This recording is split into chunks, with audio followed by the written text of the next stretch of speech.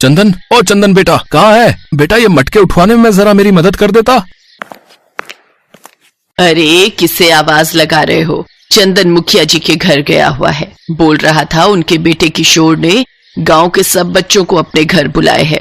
जरूर कोई नई चीज शहर से मंगवाई होगी। किशोर की आदत है, जब भी कुछ नया मंगवाता है गांव के बच्चों को चिढ़ाने के लिए बुला लेता है।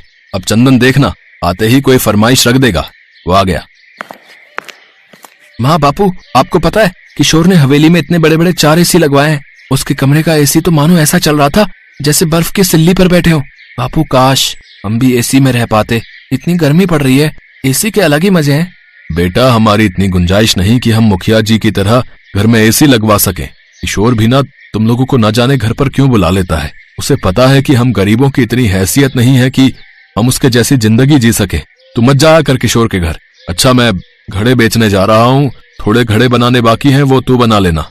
चंदन का पिता किशन घड़े बेचने चला जाता है। चंदन घड़े बनाने बैठ जाता है। घड़े बनाते बनाते उसका दिमाग अभी भी किशोर के घर लगे एसी में था। तभी उसके दिमाग में एक आइडिया आता है। अगर मैं मिट्टी का एसी बनाऊं तो वो भी तो हमें बहुत ठंडक दे सकता है। अगर मैं कोशिश करूं तो मिट्टी का एसी बना सकता हूँ। चंदन बेटा, किस सोच में पड़ गया? तेरे बापू आएंगे तो गुस्सा करेंगे कि तूने अभी तक घड़े नहीं बनाए। माँ, मैं मिट्टी का एसी बनाने के बारे में सोच रहा हूँ। अगर हम किशोर के जैसा एसी नहीं ले सकते तो हम मिट्टी का एसी तो बना ही सकते हैं ना। मिट्टी का एसी? बेटा, वो तू कैसे बनाएगा? माँ चिंता मत करो, मैं कोई ना कोई जुगाड़ कर लूंगा। चंदन अब रोजाना अपने मिट्टी का एसी बनाने की तैयारी में जुट गया और फिर एक दिन चंदन ने बहुत ही बढ़िया मिट्टी का एसी बनाकर तैयार कर दिया। चंदन के माता पिता तो हैरान थे कि चंदन ने मिट्टी का एसी तैयार कर लिया है। चंदन अपने सभी दोस्तों को अपने घर मिट्टी का एसी दिखाने के लिए बुलाता है, जिसमें किशोर भी शामिल था। अरे वाह चंदन, तेरा मिट्टी का एसी तो बहुत बढ़िया यार। मेरे लिए भी एक मिट्टी का एसी बना दे भाई, हमारे घर भी बहुत गर्मी होती है। हाँ हाँ बना दूंगा, चिंता मत करो, मैं तुम सबके लिए मिट्टी का एसी बना दूंगा। अरे मेरा एसी बहुत बढ़िया है, तुम्हारा ये मिट्टी का सस्ता एसी मेरे एसी के सामने कुछ भी नहीं है। किशोर, एक तो चंदन ने इतनी मेहनत से ये एसी तैयार किया है और तू उसे गलत बोले जा रहा है। जा, हमें तेरे से बात नहीं करनी यार, जा। देख लूंगा तुम सबको, मैं जानते नहीं हो, मैं गाँव के मुखिया का बेटा हूँ। किशोर गुस्से में वहाँ से चला जाता है। अरे तुम्हें उससे ऐसे बात नहीं करनी चाहिए थी। चलो जाने दो, जब उसका गुस्सा ठंडा होगा अपने आप आ जाएगा। माँ बापू आओ ना, हम सब इस एसी की ठंडी हवा का मजा लेते हैं। चंदन, तूने तो वाकई में बहुत बढ़िया एसी बनाया है रे।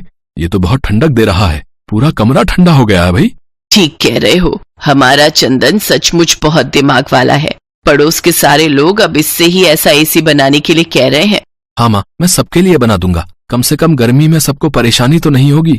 मिट्टी का एसी लग जाने से सचमुच गर्मी बहुत कम हो गई थी। आराम से चंदन और उसके माता पिता रात में सो जाते थे। पर एक दिन चंदन अपने माँ बापू के साथ बाजार गया हुआ था।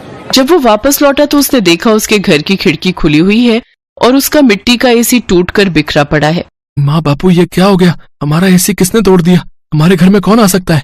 क्या पता कोई जानवर घर में घुस आया हो और वो एसी को तोड़ गया हो। मैं तो खिड़की का दरवाजा बंद करके गई थी, खिड़की कौन खोल सकता है? पर अगर जानवर भी घर में घुसता तो और सामान भी तो छेड़खानी करता, और सामान तो बिखरा हुआ ही नहीं है, सिर्फ एसी टूटा है। हो ना हो जरूर किसी की साजिश है। तभी एक लड़का चंदन के घर आता है। चंदन, तेरा मिट्टी का एसी किशोर ने तोड़ा है। वो हंसते हुए अपने घर के नौकरों को ये बात बता रहा था, तब मेरे बापू ने सुन ली। तुम तो जानते ही हो बापू किशोर के घर पर काम करते हैं। बापू, किशोर ने ऐसा क्यों किया? मैंने उसका क्या बिगाड़ा था जो उसने मेरा एसी तोड़ दिया? मैंने कितनी मेहनत से बनाया था बापू। तभी मुखिया जी किशोर के साथ आ जाते हैं। अरे मुखिया जी, आप आइए आइए। किशन, मैं तो किशोर को यहाँ माफी मांगने के लिए लेकर आया हूँ भाई। किशोर बेटा, सबसे माफी मांगो। मुझे पता चल गया है कि किशोर ने चंदन का एसी तोड़ दिया है। ये बात मुझे इसकी माँ ने बता दी है। भले ही मैं गांव का मुखिया हूँ, पर मेरा खुद का बेटा गलत करे ये मैं कैसे बर्दाश्त कर सकता हूँ? अभी ये छोटा है, मैं इसे अभी तो समझा लूंगा ताकि बड़े होने तक इसे सही गलत काम की पहचान हो जाए। किशोर बेटा, तुमने चंदन का एसी तोड़कर ठीक नहीं किया। चंदन से माफी मांगो। मुझे माफ कर दो चंदन, मुझसे गलती हो गई। मैं घबरा गया था कि अगर तुम्हारा मिट्टी का एसी आ गया है तो अब मेरे दोस्त मुझसे दूर हो जाएंगे। मेरे पास कोई भी खेलने के लिए नहीं आएगा, क्योंकि तुम सबके घर के लिए मिट्टी का एसी बनाने वाले हो। पहले मेरे एसी के बहाने सब बच्चे मेरे पास खेलने के लिए आ जाते थे, पर पिछले कुछ दिनों से कोई भी मेरे पास नहीं आया, इसलिए मुझे तुमसे ईर्ष्या होने लगी और मैंने तुम्हारा एसी तोड़ दिया। अब कोई बात नहीं किशोर, मैं नया एसी बना लूंगा। पर तुमने ये कैसे सोच लिया कि मैं और बाकी दोस्त तुम्हें छोड़कर चले जाएंगे? हम तुम्हारे दोस्त हैं यार, और दोस्त कभी एक दूसरे से अलग नहीं होते। तभी सारे बच्चे वहाँ आ जाते हैं। किशोर और चंदन एक दूसरे के गले लग जाते हैं। ये तो मुखिया का बड़प्पन था कि उसने अपने बेटे को अच्छी सीख दी। चंदन फिर से एक नया मिट्टी का एसी बनाता है। चंदन खुश था कि उसने एक बार फिर मेहनत करके मिट्टी का एसी बनाकर तैयार कर ही लिया। चंदन और उसके माता पिता बहुत अच्छे स्वभाव के थे। उन्होंने अपने पड़ोसियों की भी मदद की और भरी गर्मियों में थोड़ी राहत मिल जाए इसके लिए मिट्टी का एसी बनाकर उन गरीब गांव वालों को भी दिया। सब गांव वालों ने चंदन की बहुत तारीफ की। बहुत समय पहले की बात है। हस्तिनापुर गांव में सूरज के अस्त होने का समय हो गया था और चांद के निकलने का। तभी सूरज चांद से कहता है, अरे भाई एक बात बताओ, जब भी तुम आते हो तो कोई तुम्हें आदर सम्मान देकर प्रणाम क्यों नहीं करता? ऐसा बिल्कुल भी नहीं है भाई, कई लोग मुझे भी प्रणाम करते हैं। पर मैं तो जब भी आता हूँ सारी दुनिया जल चढ़ाकर और सूर्य नमस्कार करके मेरा स्वागत करती है, किंतु मैंने आज तक किसी को भी तुम्हारा स्वागत करते हुए नहीं देखा। चांद और सूरज की ये वार्तालाप हस्तिनापुर गांव के निवासी सुन रहे थे। तभी बिरजू कहता है, हम तो सिर्फ सूरज को ही अपना भगवान मानते हैं, चांद हमारे लिए कुछ नहीं है। नहीं, ऐसी बात नहीं है। चांद भी हमारे लिए भगवान समान ही है। चांद भी हमें रोशनी देते हैं। सूरज भगवान तो हमें रोशनी और धूप देते हैं, लेकिन चांद वो हमें क्या देते हैं? लेकिन सारी रात तो हम सोए रहते हैं, तो फिर उस रोशनी का हम क्या करेंगे? हमें चांद की जरूरत नहीं है। हाँ, अगर चांद नहीं भी आएगा तो हमें कोई फर्क नहीं पड़ेगा। हाँ, उसका होना ना होना एक ही बात है। तुम ये क्यों भूल रहे हो? करवा चौथ वाले दिन इन्हीं की पूजा करने के बाद तुम्हारे लिए रखा गया व्रत पूरा होता है। लेकिन शुरुआत तो सूरज भगवान की पूजा से ही होती है। गांव वालों की बातें चांद और सूरज बड़े ध्यान से सुन रहे थे। उनकी बातें सुनकर सूरज तो खुश हो गया, लेकिन चांद थोड़ा उदास हो गया। फिर सूरज चांद से कहने लगा, देखा, हस्तिनापुर के लोग भी मुझे ही अपना भगवान मानते हैं और उनकी नजर में तुम्हारी कोई अहमियत नहीं है। परंतु मैं भी तो इन्हें रोशनी देता हूँ, और अगर मैं ना रहूं तो मेरे बिना इनकी जिंदगी भी अस्त व्यस्त हो जाएगी। ये तुम्हारी गलतफहमी है। इन लोगों को तुम्हारी बिल्कुल भी जरूरत नहीं है। अगर मेरी जरूरत किसी को भी नहीं है तो ठीक है, आज के बाद मैं आऊंगा ही नहीं। इसके बाद चांद वहां से चला जाता है और उसके जाते ही सारे गांव में अंधेरा छा जाता है। वैसे तो आसमान में कुछ सितारे होते हैं, लेकिन उनकी रोशनी ना के बराबर होती है।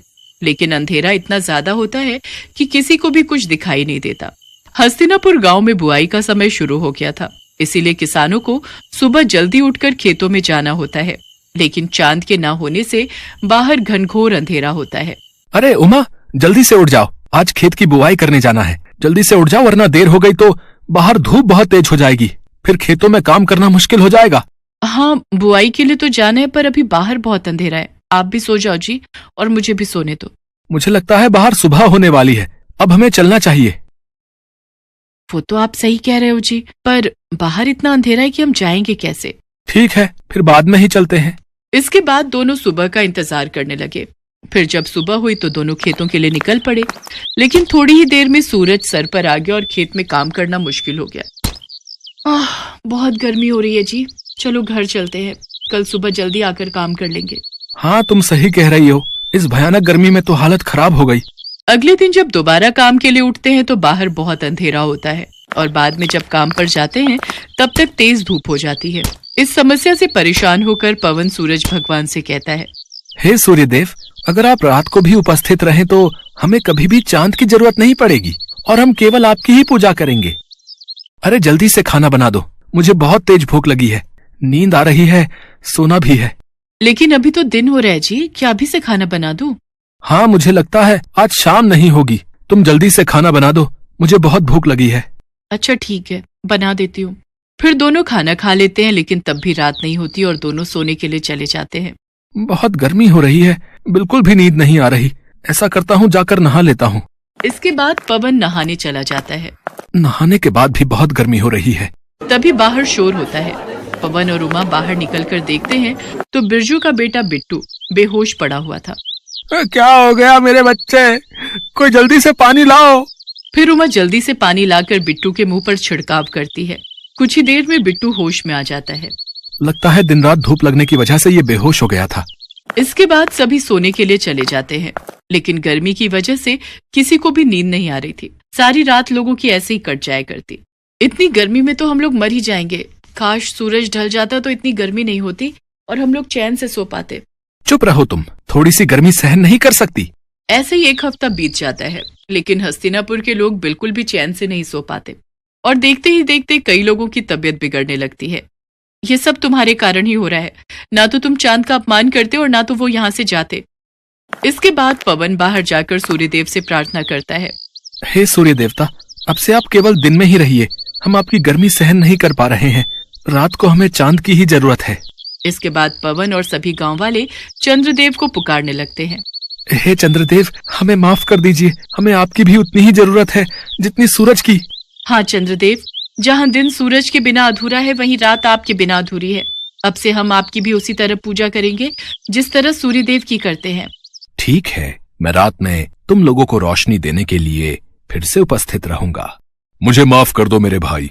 अब मुझे समझ आ गया है कि जितनी जरूरत इस दुनिया को मेरी है उतनी ही तुम्हारी। सूरज ढल गया और अंधेरा होने लगा। तब चांद ने अपनी रोशनी चारों ओर बिखेर दी। इसके बाद सभी गांव वालों ने सर झुकाकर चांद का स्वागत किया और सभी गांव वाले पूरे 1 हफ्ते बाद चैन की नींद सोए। Best buddies.